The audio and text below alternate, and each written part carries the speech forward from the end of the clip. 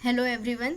आज मैं आप लोगों को बताने वाली हूँ द लास्ट लेसन, जो कि हमारी इंग्लिश की बुक का फर्स्ट चैप्टर है, फ्लेमिंगो बुक से। इसकी राइटर हैं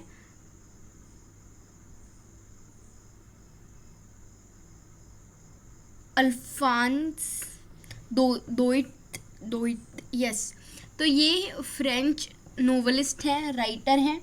ये नोवेल भी लिखते थे, साथ ही साथ शॉर्ट स्टोरीज़ भी ये लिखा करते थे। तो अभी थोड़ा सा मैं आपको ब्रीफ इंट्रोडक्शन दूंगी ऑथर के बारे में। तो ऑथर का जो बर्थ हुआ था वो 1840 में हुआ था और डेथ इनकी 1897 में हुई थी।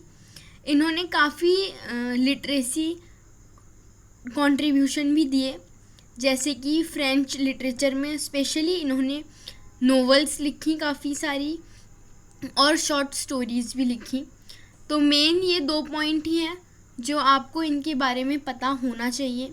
बाकी आप ऐसे ही रीड कर सकते हैं, इसका कोई ज़्यादा रिलेशन नहीं है और बहुत कम काम का है। सिर्फ आपको 2 ही चीज़ें याद रखनी हैं। तो इसी के साथ अब हम आगे बढ़ेंगे हमारे चैप्टर की तरफ। तो यहाँ पे हमें थोड़ा सा कैरेक्टर एनालिसिस दिया गया है मिस्टर हैमिल के बारे में, जो कि फ्रेंच के टीचर थे। तो यहाँ पे इनके बारे में बताया गया है कि ये बहुत ही डेडिकेशन के साथ में पढ़ाते थे बच्चों को। साथ ही साथ में जो हमारी चैप्टर की थीम है वो जो हमारा चैप्टर है उसकी थीम जो है वो सिंबल ऑफ पेट्रोटिज्म के बारे में शो करती है। साथ में मिस्टर हैमिल के बारे में ये भी बताया गया है कि वो काफ़ी ज़्यादा इमोशनली, मतलब काफ़ी उनका डीप कनेक्शन था एजुकेशन और कल्चरल प्रिजर्वेशन में। तो काफ़ी ज़्यादा इमोशनल भी थे वो फेयरवेल के टाइम पे। तो इसी के साथ अब मैं आपको बताऊंगी इस चैप्टर की समरी। तो बेसिकली क्या होता है कि इस चैप्टर में हमारे जो राइटर हैं उन्होंने सबसे पहले तो अपने आप को डिनोट किया है फ्रेंड्स के नाम से। तो फ्रेंड्स जो है यहाँ पे एक बच्चा है जो कि स्कूल जाने के लिए लेट है और वो डर रहा है क्योंकि उसने जो लेसन है उसका आज उसके लिए प्रिपेयर नहीं किया है। अब जो लेसन है वो पार्टिसिपल्स के ऊपर है। पार्टिसिपल्स जो फ्रेंच लैंग्वेज है उसमें ग्रामर पोर्शन का कुछ पार्ट है, उसको बोलते हैं। तो वो एक तो लेट है और वो भागता हुआ स्कूल जा रहा है। उसी टाइम पे वो देखता है कि बर्ड्स की चिरपिंग की आवाज़ आ रही है। सोल्जर्स जो है वो ड्रिलिंग कर रहे हैं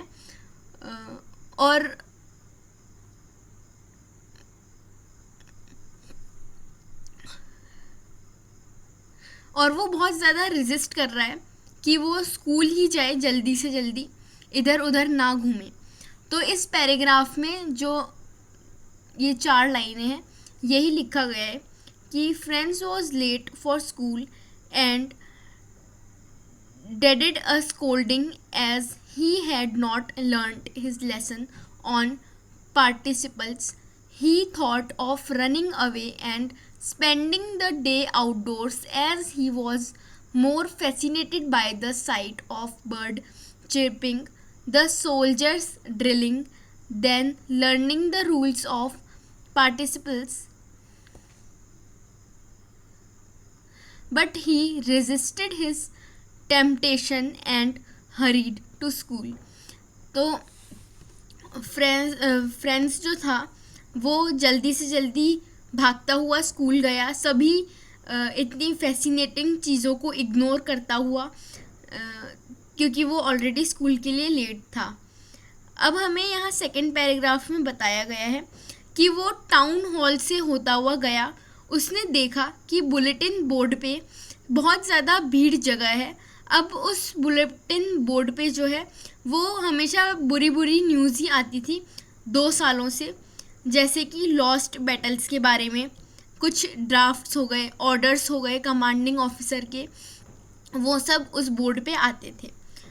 तो when he passed through the town hall, he saw a crowd at the bulletin board, which was the source of all the bad news for 2 years, the lost battles, the draft, and the orders of the commanding officer.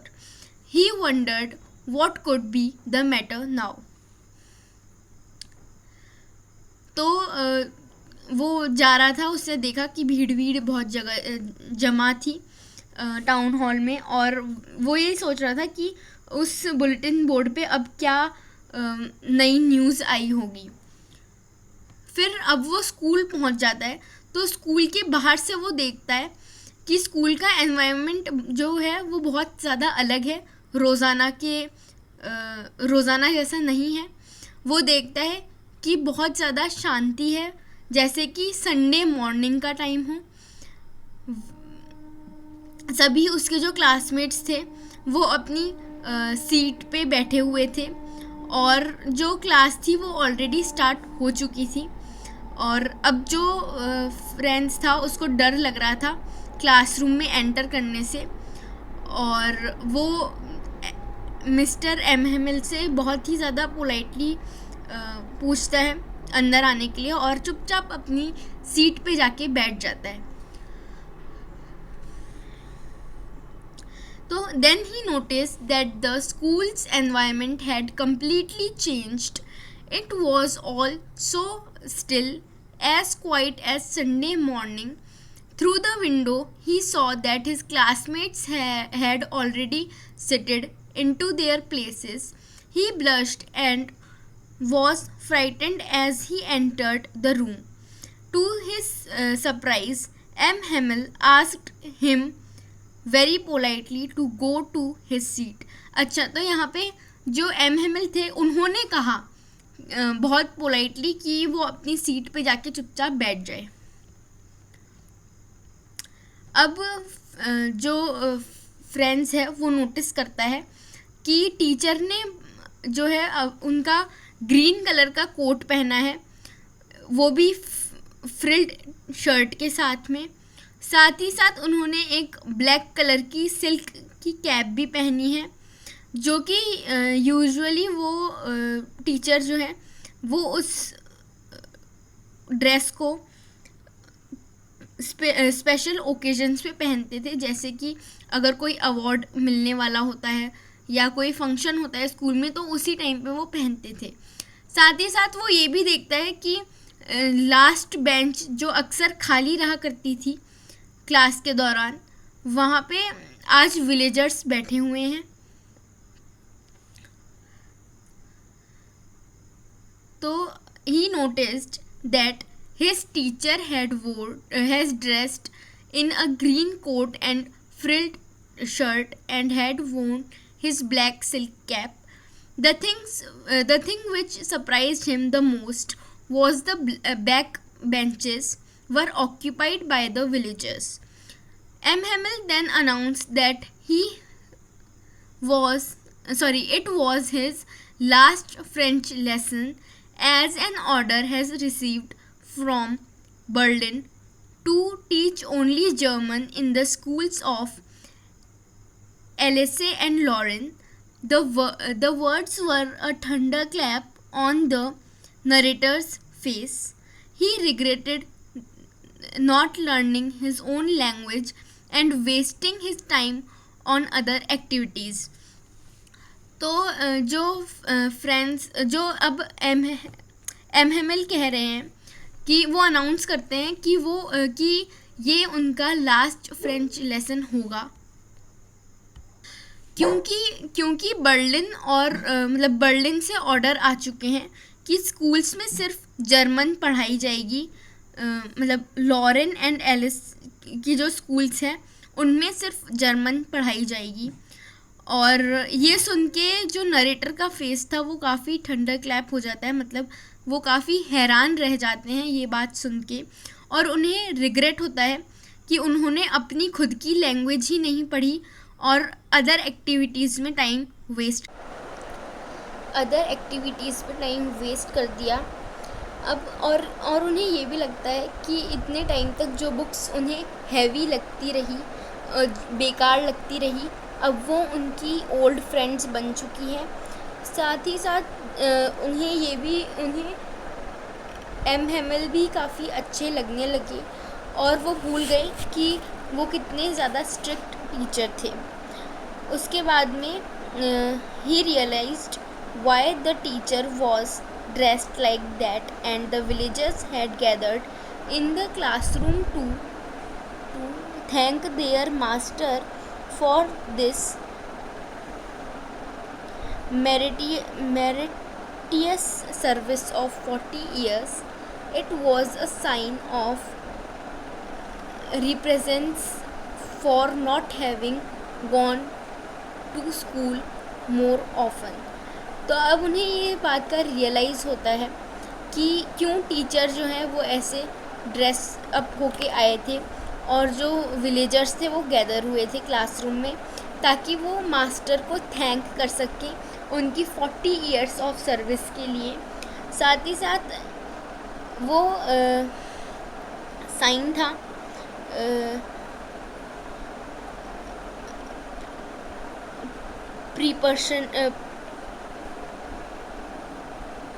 Represents का कि वो जो थे वो school more often नहीं गए।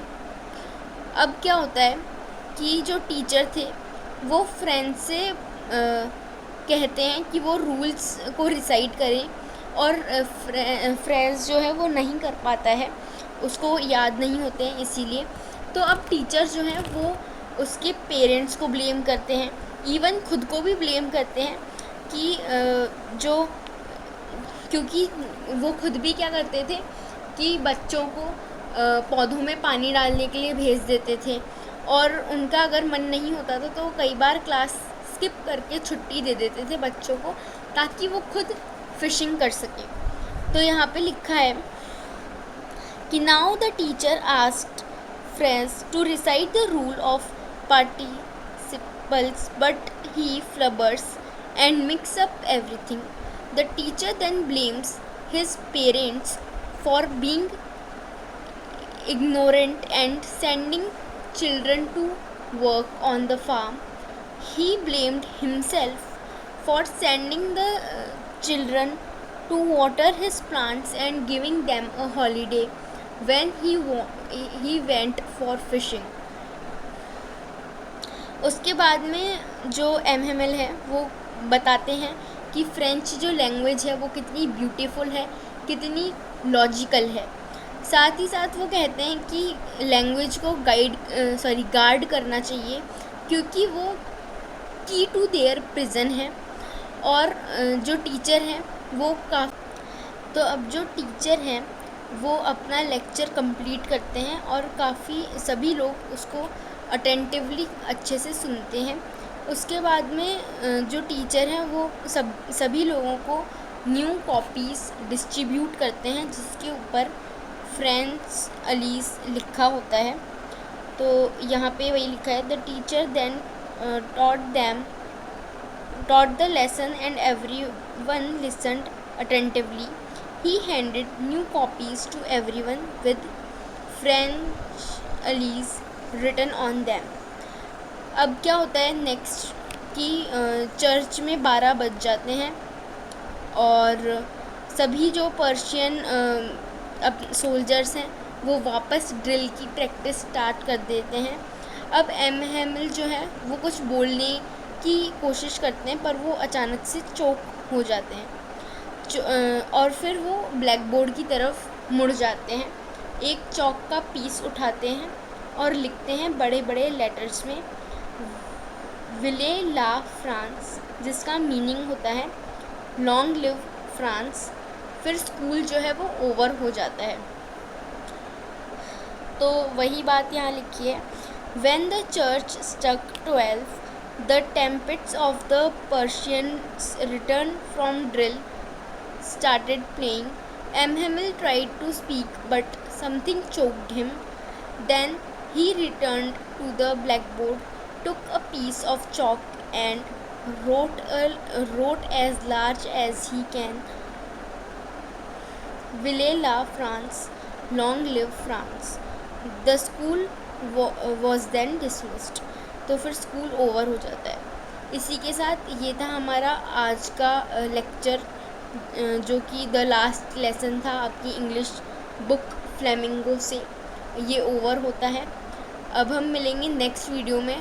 साथ ही साथ इसके जो नोट्स हैं और इसके जो इम्पोर्टेंट क्वेश्चन आंसर्स हैं वो आपको मेरे टेलीग्राम चैनल पे मिल जाएंगे. तो वो ज़रूर देखिएगा टेलीग्राम चैनल. उसका लिंक आपको डिस्क्रिप्शन बॉक्स में मिल जाएगा. इसी के साथ thank you and bye bye.